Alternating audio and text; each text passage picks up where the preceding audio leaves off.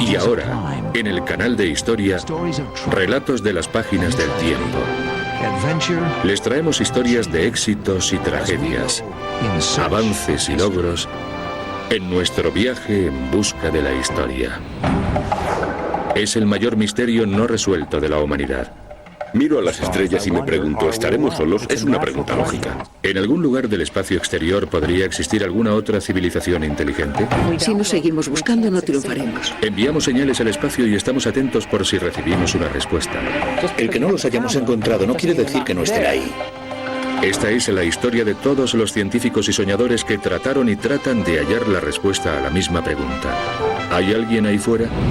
Acompáñenos en nuestro viaje en busca de la historia con los cazadores de extraterrestres.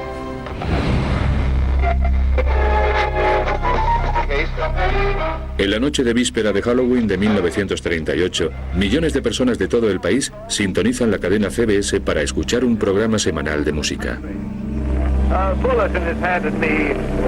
Martian cylinders are falling all over the country. En lugar de eso, se emite una obra dramática radiofónica completamente diferente a las emitidas hasta entonces. Hoy sabemos que este no es otro que Orson Welles, con los actores de su compañía, la Mercury Theatre, interpretando La Guerra de los Mundos, una pieza dramática de ciencia ficción de H.G. Wells.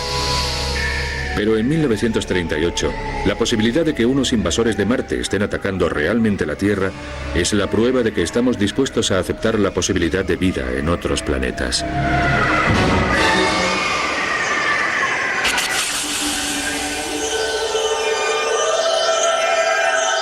Es algo que el ser humano anhela desde lo más profundo de su ser. Porque desde que la humanidad alzara la vista al cielo estrellado de la noche, no hemos hecho otra cosa que preguntarnos lo mismo. ¿Hay alguien ahí fuera? Es posible que el paisaje terrestre haya cambiado profundamente desde los albores de la humanidad. Sin embargo, algo ha permanecido inmutable. El cielo, las estrellas que vemos ahora son las mismas de antes. Y como hicieran nuestros antepasados más remotos y desde el principio de los tiempos, hemos tratado de ponerle un rostro sobrehumano al cosmos. Alguna vez nos hemos parado a observar el cielo y nos hemos preguntado lo mismo. ¿Habrá alguien ahí fuera que nos esté mirando desde arriba? En el antiguo Egipto es Ra, el dios sol. Los antiguos griegos pueblan el cielo con centenares de dioses y diosas a quienes describen en su literatura como seres más allá de la tierra. Además les dan nombres y formas humanas a las constelaciones. Sagitario, el arquero. Orión, el cazador. Hércules, el héroe. Después está esa enorme bola blanca suspendida en el cielo que parece ejercer una enorme influencia sobre la Tierra. Afecta a las mareas, a la siembra e incluso a nuestras emociones. También a ella le atribuimos cualidades humanas. Es el hombre de la luna. Existen indicios de que desde hace ya 2000 años hemos tratado de comunicarnos con ellos. En las altiplanicies peruanas se han encontrado gigantescos dibujos en el suelo, algunos de más de 3,2 kilómetros de diámetro, solo observables desde el aire. Pero las líneas Nazca han sido creadas por un pueblo primitivo para quien la posibilidad de volar ni siquiera existe como idea. ¿Podría haber sido esto la primera pancarta de bienvenida de la Tierra a unos extraterrestres? En el siglo XVI la invención del telescopio cambia muchas cosas y nada. La realidad se confunde con el mito y la superstición, pero la incipiente ciencia de la astronomía solo hace aumentar nuestra convicción de que no estamos solos. A la cabeza de esta disciplina encontramos a Nicolás Copérnico, el astrónomo polaco. Copérnico en el siglo XVI fue quien situó al Sol en el centro en lugar de la Tierra. Esto reemplaza nuestra visión geocéntrica del mundo por una heliocéntrica. Lo que quiere decir, en cuanto al concepto de vida extraterrestre, que la Tierra es ahora un planeta como otro cualquiera y que los planetas se convierten en tierras potenciales. La pregunta que surge en este momento es, ¿cuánto se parecerán a la Tierra todos esos planetas? La literatura y la pintura son las primeras en intentar responder a esta pregunta. Estas son las obras más tempranas de lo que en su día llamaremos ciencia ficción. Mientras los soñadores interpretan el cosmos a través de su arte, los científicos exploran los cielos con lentes cada vez más potentes y cálculos más exactos. Para 1850 hemos descubierto 5 planetas, las manchas solares y un satélite de Marte. En 1877, el astrónomo italiano Giovanni Schiaparelli mira por su espejo y observa algo que asombrará e inspirará al mundo. Alegó haber visto unas líneas rectas que recorrían la superficie de Marte a las que llamó canali, es decir, canales. Esto dio mucho que pensar. Ya no solo que tal vez tuviéramos compañía ahí fuera, sino que podría hallarse bastante cerca de nosotros, a tan solo 56 millones de kilómetros de distancia en el planeta rojo. Sin embargo, la mera posibilidad es suficiente para encender la imaginación de los científicos y soñadores de todo el mundo. En 1865, el francés Julio Verne publica De la Tierra a la Luna, anunciando lo que sería una realidad un siglo más tarde. Los primitivos viajeros estelares de Verne son lanzados al espacio con un enorme cañón en la costa de Florida. A principios del siglo XX, H.G. Wells escribe su novela First Man in the Moon, que trata del encuentro de unos primitivos astronautas con una avanzada raza de criaturas parecidas a insectos. En 1902, el director de cine francés Georges Méliès inaugura el género cinematográfico de ciencia ficción con una película de 16 minutos llamada El viaje a la luna. Sus criaturas del espacio son humanoides con cabezas de pollo y pinzas de langostas. Mientras escritores y directores de cine imaginan la vida en otros planetas, un astrónomo en los Estados Unidos cree estar a punto de confirmarlo. Se llama Percival Lowell. Muchos astrónomos dudaron de sus descubrimientos porque no era astrónomo. En realidad había estudiado matemáticas.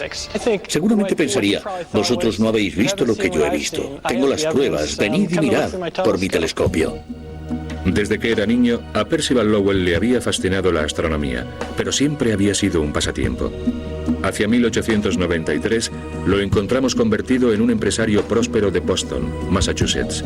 Entonces, Lowell lee un artículo sobre los canales marcianos de Schiaparelli y su vida cambia para siempre. Deja apartados sus negocios y se dedica por completo a la astronomía. Empieza a estudiar el planeta rojo. En 1895 publica sus primeros descubrimientos en Mars, un libro que se convertiría en un bestseller. Ciertamente, vemos indicios de la existencia de seres más avanzados que nosotros. Aunque estas observaciones sorprendan de entrada, en realidad no tienen nada de raro. En 1896, Lowell construye su propio observatorio en el lugar más elevado y oscuro al que puede llevar su telescopio de 66 centímetros, en Flagstaff, Arizona. Mientras los vaqueros recorren a caballo el lejano oeste, Percival Lowell está buscando vida en Marte. A finales del siglo XIX, Percival Lowell, el magnate convertido a astrónomo, adquiere fama nacional al realizar la sorprendente afirmación de que ha observado estructuras artificiales en el planeta Marte. No todo el mundo puede ver a simple vista estos intrincados rasgos, y para percibir los detalles más pequeños es necesario un ojo experto y agudo. Estos son los canales marcianos. Lowell especula que los canales fueron construidos por los marcianos para transportar agua desde los casquetes polares hasta el ecuador marciano. La teoría de que los canales los habían construido seres inteligentes no fue aceptada por la mayoría de los miembros de la comunidad científica. Durante muchos años se burlaron de él. Pero Lowell pasa miles de horas en su observatorio dibujando minuciosos bocetos de todo lo que ve por su telescopio. Después convierte los dibujos en mapas y a continuación en globos marcianos. Guardamos varias cosas en los archivos. Están todos sus papeles de trabajo y todos sus manuscritos. Los mapas, los globos, todo esto es un verdadero tesoro, al igual que este observatorio. Y creo que hay que tratarlo como tal. La época de Lowell sirve de estímulo a otros científicos y la investigación extraterrestre toma otro rumbo. Si nosotros podemos verlos, alegan los científicos, tal vez entonces ellos nos vean también. A finales del siglo XIX, el matemático Carl Friedrich Gauss propone plantar enormes franjas de trigo en la estepa siberiana en forma de un enorme triángulo recto. Esto sería un signo ineludible de vida inteligente en la Tierra si alguien lo observara desde el espacio exterior. El astrónomo austríaco Gilson von Dittrau sugirió un plan que consistía en excavar una red de canales de 1,5 kilómetros en el desierto del Sáhara y luego prenderles fuego para hacer señales a nuestros parientes marcianos. En Francia, el científico Charles Cros insta a su gobierno a construir un espejo gigante para reflejar la luz solar hacia Marte. Sin embargo, las ideas más brillantes proceden una vez más de los Estados Unidos. El descubrimiento reciente de las ondas de radio en 1887 estaba transformando todas las ramas de la ciencia. La idea de que algo o alguien pudiera recibir nuestros mensajes o enviarnos uno propio implicaba que ahora teníamos la posibilidad de comunicarnos con otros mundos. Este era el sueño de Nikola Tesla, un físico e ingeniero serbio afincado en los Estados Unidos. Hacia 1899 Tesla estaba realizando experimentos en Colorado Springs y fue durante esos experimentos que creyó haber detectado una señal. No publicó nada de esto hasta 1901 porque se dio cuenta de que desataría una polémica. Pero en 1901 publicó un pequeño artículo llamado Talking with the Planets, en el que predecía que este tema iba a ser uno de los tópicos de mayor interés del siglo XX. En 1901 Tesla escribe lo siguiente: Las señales que he venido observando podrían deberse a un control de inteligencia. Cada vez estoy más convencido de que he sido el primer ser humano en escuchar un mensaje de bienvenida de un planeta a otro. El anuncio de Tesla recibe mucha publicidad, pero en los círculos académicos la idea de comunicarse por radio con el espacio exterior es acogida casi unánimemente con escepticismo, incluso con sarcasmo. Harían falta 2 décadas más para que se volviera a retomar la idea de la comunicación interplanetaria, lo que sucedía gracias a otro pionero de la radio, Guglielmo Marconi. Ya en 1919, Marconi creía haber detectado una señal, otra vez de radio de Marte. La noticia estuvo en las páginas del New York Times durante 1919 y la década de 1920. No tenemos ni la más mínima prueba de su origen. Son sonidos, puede que señales, no lo sabemos. Al final, incluso Marconi perdió el interés y todos los puntos y rayas que había recibido el italiano siguieron siendo un misterio. Otros continuaron pensando que tal vez pudieran significar algo. Uno de estos hombres es el astrónomo David Todd. Su especialidad son los eclipses solares, pero en la década de 1920 Todd empieza a interesarse vívidamente en la posibilidad de que los marcianos puedan comunicarse con la Tierra a través de ondas de radio. Ya en 1909 a Todd se le ocurrió enviar un globo por encima de la atmósfera y utilizar un aparato de radio desde allí para detectar posibles señales de Marte. David Todd pensaba que si situaba unos receptores radiotelegráficos muy sensibles en la atmósfera, lejos de obstáculos, las señales a Marte y procedentes de Marte se recibirían muchísimo mejor. El 29 y 30 de agosto de 1924, Marte se encuentra en su punto más cercano a la Tierra, lo que según Todd proporciona las condiciones óptimas para la comunicación con el planeta rojo. Solicita al ejército estadounidense que cierre todas sus transmisiones de radio en la zona de Washington durante un corto espacio de tiempo. Por extraño que parezca, el ejército accede. El jefe de operaciones navales envía un despacho a las estaciones de radio bajo su mando, pidiéndoles que eviten cualquier comunicación innecesaria y se mantengan a la escucha por si se detecta cualquier señal extraña. Una vez que Todd enciende su aparato de radio, de hecho se reciben varias señales extrañas en varios lugares. Pero el fenómeno más extraño tiene lugar gracias al invento de otro científico que trabaja con Todd. C. Francis Jenkins había inventado una versión primitiva de una televisión, la llamada máquina de transmisión continua de fotomensajes de radio. Durante el experimento de Todd, Jenkins registra lo que se describe como una curiosa representación gráfica de un fenómeno de radio. Le salió una imagen de algo parecido a una cara, pero Jenkins era más conservador que Todd y dijo que no creía que se tratara de nada relacionado con Marte. Pero Todd, siempre queriendo ir más allá, en cierto modo al estilo de Lowell, dijo que tal vez sí procedieran de allí. Ahora tenemos información registrada que podemos estudiar. Y quién sabe, hasta que no la hayamos estudiado no sabremos de dónde proceden estas imágenes. Pero lo importante es que las tenemos. La representación gráfica tiene 9 metros de largo por 15,24 centímetros de ancho. Algunos ven el perfil de un hombre. Otros, la posibilidad de que se trate de un código marciano que los extraterrestres esperan que descifremos. A continuación entregan la mitad de la película a William Friedman, el jefe de criptografía del ejército de los Estados Unidos. Friedman se había hecho famoso por haber descifrado una serie de comunicados en clave de los alemanes durante la Primera Guerra Mundial. Pero si había algún mensaje oculto en esa señal, Friedman falleció antes de descifrarlo. Se halló la película entre sus documentos privados después de su muerte. El hombre que tantos códigos había descifrado aparentemente se vio superado por este.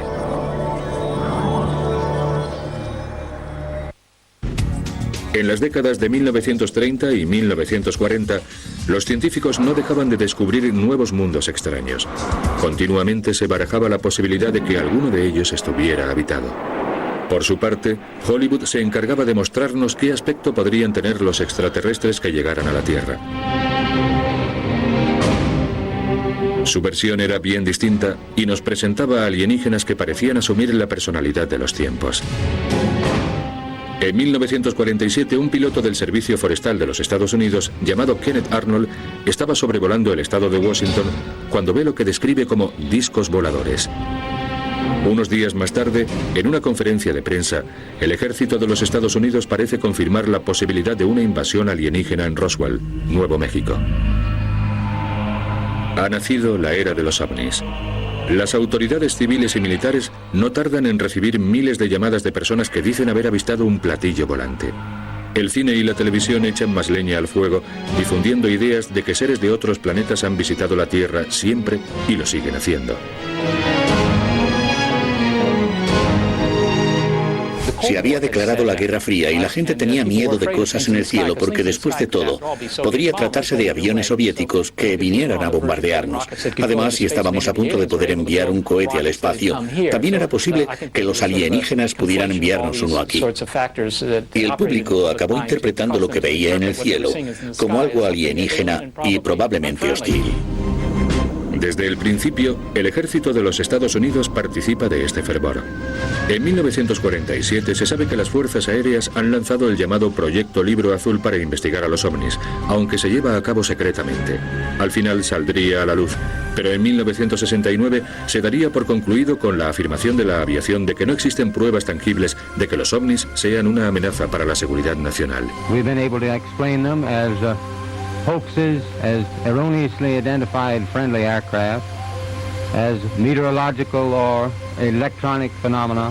It does not contain any pattern of purpose or of consistency that we can relate to any conceivable threat to the United States. Pero entre los astrónomos, la posibilidad de la comunicación con otros mundos se mantiene viva, alimentada no por la obsesión de los ovnis, sino por pruebas científicas. El astrónomo pionero Edwin Hubble ha demostrado que hay otras galaxias más allá de la Vía Láctea y que el universo está en constante expansión. Esto abre posibilidades infinitas para la vida inteligente en otros planetas. En 1948, Hubble está instalado en el telescopio más grande del mundo, el de Monte Palomar de California. Hubble está convencido, según una cita textual, de que muchos de estos planetas deben ser aptos para la vida. Surgen nuevas preguntas acerca de cómo determinar de forma científica la existencia de vida inteligente en otra parte de la galaxia. Una de estas preguntas nace a raíz de la llamada paradoja de Fermi. La paradoja de Fermi la planteó un físico italiano llamado Enrico Fermi allá por 1950. Fermi se preguntaba algo muy simple: ¿dónde están? Es decir, si hay tantas civilizaciones inteligentes en el espacio exterior, ¿por qué no las vemos aquí en la Tierra? Si uno piensa en la escala temporal que opera en el universo, he aquí que tenemos un universo de 1200 o 1500 millones de años. Por lo tanto, deberían haber poblado ya la galaxia.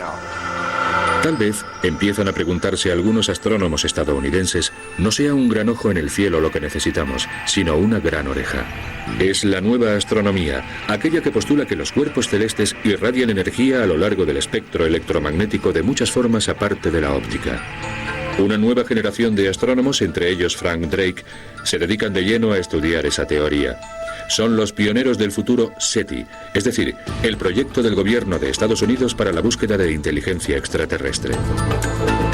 Era muy joven cuando empecé a interesarme por descubrir vida en el espacio.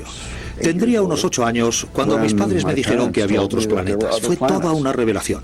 Me quedé fascinado con el hecho de que existieran otros mundos, tal vez como la Tierra, y me preguntaba, ¿habrá criaturas que los habiten? Y si es así, ¿serán como nosotros? ¿Cuál será su historia? Pensaba que sería toda una aventura descubrir a todas esas criaturas. En 1960, después de doctorarse en la Universidad de Harvard, Drake acepta un puesto en el Observatorio Astronómico de la Radio Nacional en Green Bank, al oeste de Virginia.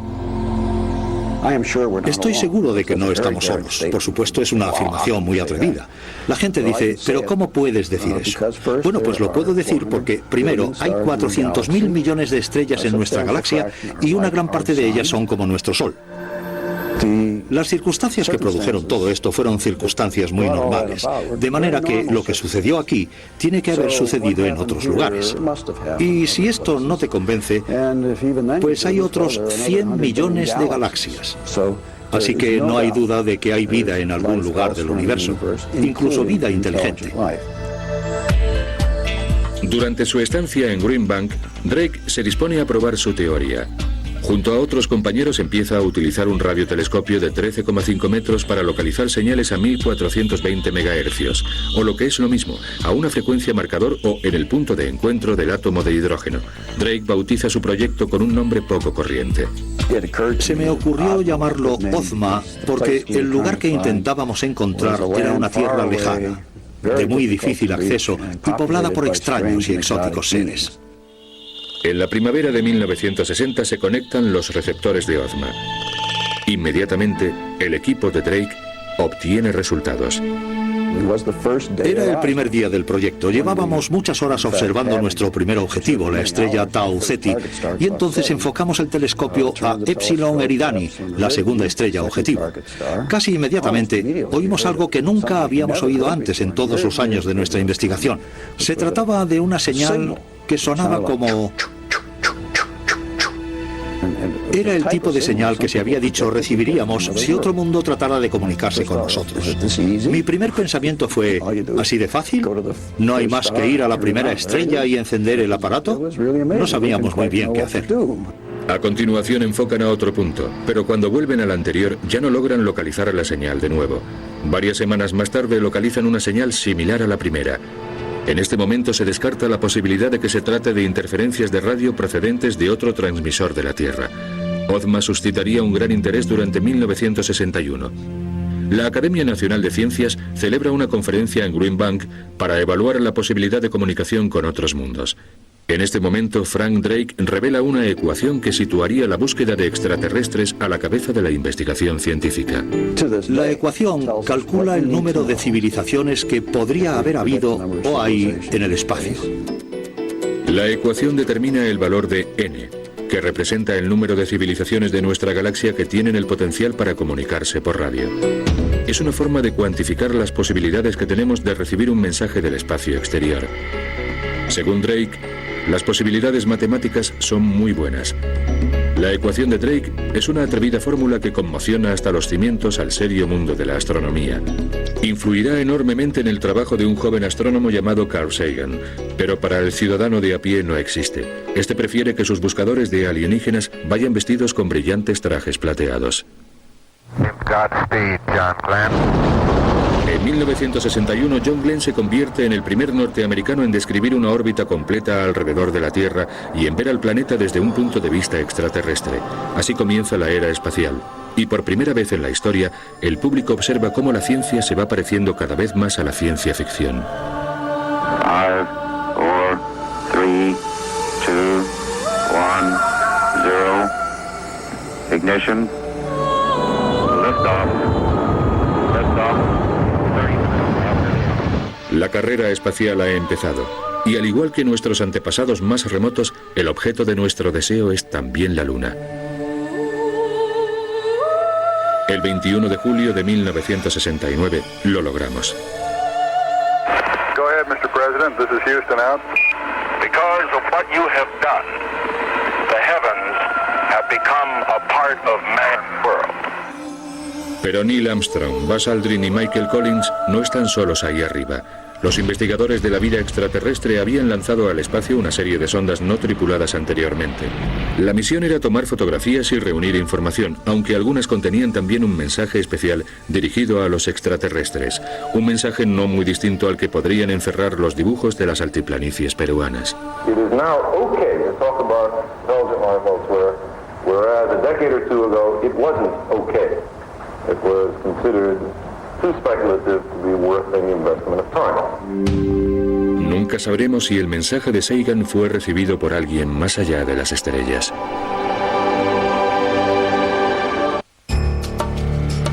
En 1974, investigadores no oficiales de platillos volantes anuncian que poseen pruebas de que la aviación tiene 12 cuerpos alienígenas en la base de las Fuerzas Aéreas Wright-Patterson, en Dayton, Ohio. Esto inicia un debate que se prolongará durante muchos años. Las imágenes de extraterrestres de la ciencia ficción de la década de los 50 se ven reforzadas por los programas televisivos y las películas. Se disparan las ventas de libros de ciencia ficción. Lo que la mayoría ignora es que un científico auténtico, Frank Drake, que acaba de estrenar su nuevo observatorio de Puerto Rico, intenta realmente establecer contacto.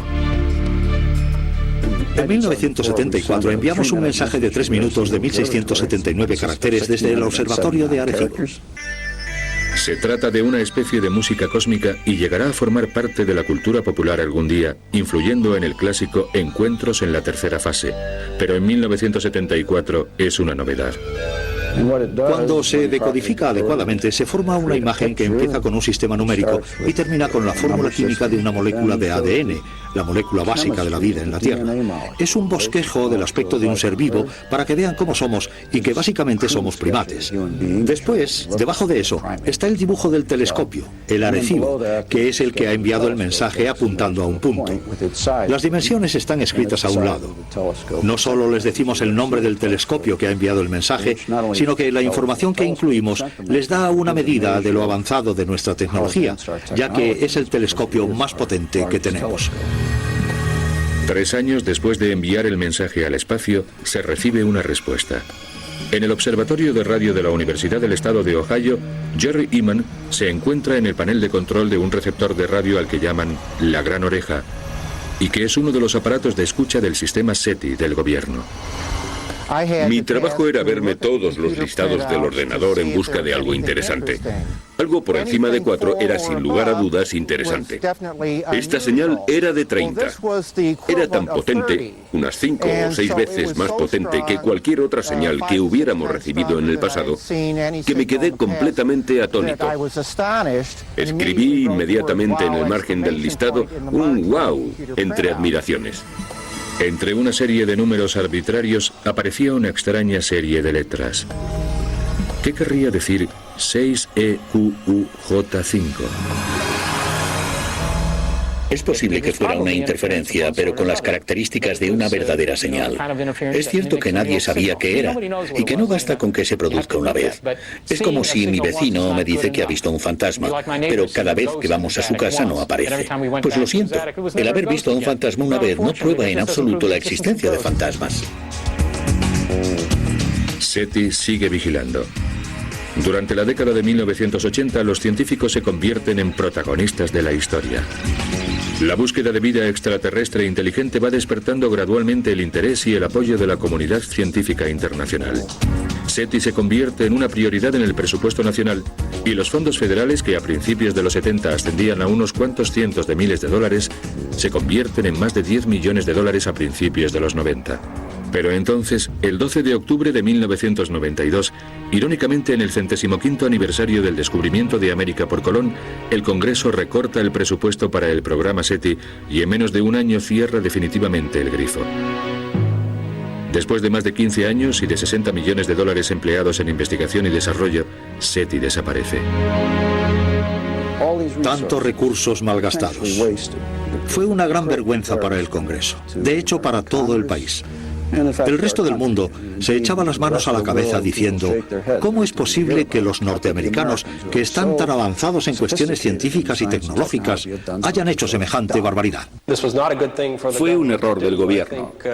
Creo que Estados Unidos se quedó atrás y todavía lo está en este campo. Y la verdad es que merecía la pena emplear tanto dinero en tratar de responder a una pregunta tan importante. Una pregunta que implicaba averiguar nuestra situación en el universo. SETI se ve obligada a mendigar subvenciones en el sector privado. En 1993 se convierte en el Instituto SETI de Mountain View, California, una sociedad sin ánimo de lucro. Bill Hewlett y David Packard, de los ordenadores, proporcionan el germen financiero. Gordon Moore, cofundador de Intel, y Paul Allen, cofundador de Microsoft, escriben sendos talones por valor de $1 millón. El instituto lanza el muy acertadamente llamado Proyecto Fénix, ya que sin duda SETI se había elevado de sus propias cenizas. Cuando tengamos la certeza de que compartimos el universo con otras criaturas inteligentes, cambiará profundamente nuestro punto de vista. Pero puede que esto no pase inmediatamente. Pero no cabe duda de que intentamos realizar nuestra búsqueda de inteligencia extraterrestre de una forma totalmente científica, como se haría cualquier otra investigación empírica. ¿Qué puesto ocupa la ciencia ficción en todo esto? Carl Sagan se inspira en la doctora Tartar para dar vida a la astrónoma de Contact, el libro que más adelante inspiraría una película protagonizada por Jodie Foster. En ella, unos astrónomos reciben y decodifican una señal de una inteligencia extraterrestre procedente de más allá de nuestra galaxia. Es posible que la realidad no se encuentre lejos del nuevo puesto de escucha de SETI, el antiguo cuartel general de Frank Drake, el radiotelescopio de Arecibo. Lo mejor de mi trabajo es cuando tengo que ir al observatorio. Arecibo es un observatorio muy especial y único en el mundo. El tamaño de las instalaciones hay que verlo para creerlo. No se puede apreciar realmente en los vídeos o desde lejos. Tienes que estar allí, o bien a 150 metros por debajo o en lo más alto, para darte cuenta de las dimensiones tan enormes. Una vez en el interior, con este enorme equipo de escucha, nada más importa. Los ordenadores de Arecibo escanean continuamente millones de frecuencias de radio en busca de esa peripatética señal que emane del espacio exterior. Tarter estaba en su terminal informática una noche de 1998 con otro astrónomo de SETI, Seth Shostak, cuando creyeron que lo habían encontrado. Captamos una señal que durante un rato nos pareció interesante. Ni Jill Tarter ni yo decíamos mucho, pero no nos perdimos detalle de lo que estaba sucediendo. Cuando pasa el primer filtro, bueno, pues no es la primera vez que eso pasa. Pero cuando pasa el segundo, eso sí que no pasa tantas veces. Y entonces empiezas a sentirte realmente intrigada. Está claro que se te pasa por la cabeza. ¿Y si esto es lo que esperábamos? Porque nadie espera que eso suceda en ese preciso instante. Te coge desprevenido. Y eso te hace pararte y pensar por un momento, ¿cómo voy a reaccionar a esto?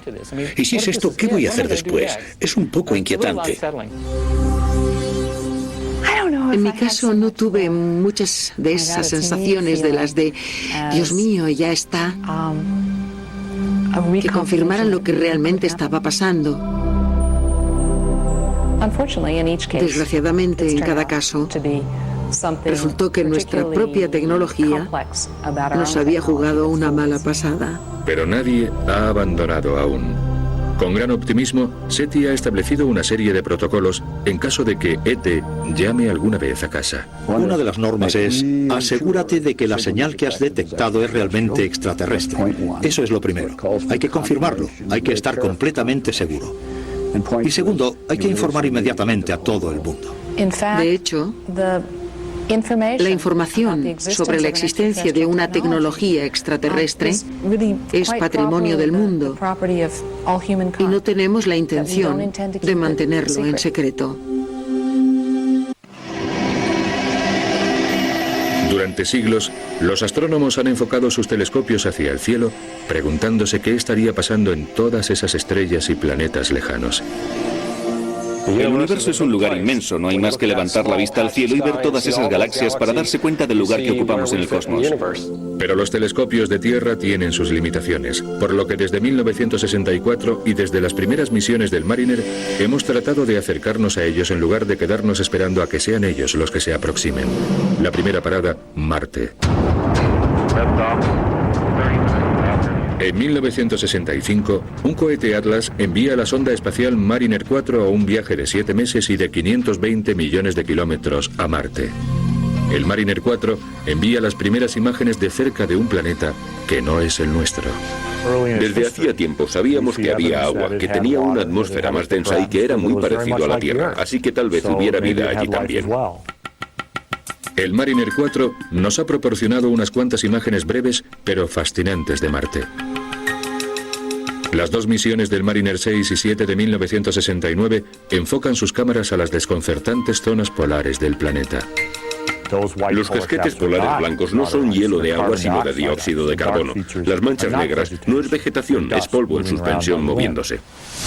En 1971, cuando el Mariner 9 empieza a trazar una órbita geosincrónica alrededor de Marte, se convierte en la primera nave espacial norteamericana que da una vuelta completa a un planeta que no sea la Tierra. En menos de 5 años, nos paseamos por el suelo del planeta rojo, si bien por control remoto. El asunto de si hay vida en Marte o en cualquier otro planeta de nuestro sistema solar o fuera de este afecta a nuestra posición en el universo. Una cosa es pensar en un universo donde somos los únicos, donde somos la única vida en el universo, y otro bien distinto es aquel donde hubiera vida. En 1976, el Viking 1 y 2 transmiten a la Tierra una serie de imágenes del enorme paisaje marciano. Las dos sondas realizan pruebas en el suelo en busca de indicios de vida marciana. La información que nos transmitió el Viking despertó mi más vivo interés. Una nave que aterriza en Marte en busca de vida y no encuentra absolutamente nada. Todo el mundo está muerto, no hay nada allí. Y sin embargo se dan todos los elementos necesarios para la vida. Así que pensé, qué cosa más rara. Es como que todas las luces estuvieran encendidas pero no hubiera nadie en casa. Una vez más, esta prueba real de que existe vida fuera de la Tierra se ve eclipsada de alguna manera por el deseo del público de mezclar ciencia con ficción científica.